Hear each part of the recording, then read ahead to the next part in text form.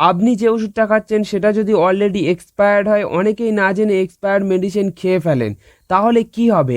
আজ দেখাবো কিভাবে বুঝবেন ওষুধ এক্সপায়ার্ড কিনা। হ্যালো সবাইকে, আমি ইস্তাক, আমি মেডিসিন শপে কাজ করি। আজকের ভিডিওতে দেখাবো এক্সপায়ার্ড মেডিসিন কিভাবে চেক করবেন। প্রতিটি ওষুধের স্ট্রিপ বা বোতলের গায়ে ম্যানুফ্যাকচারিং ডেট এবং এক্সপায়ারি ডেট লেখা থাকে।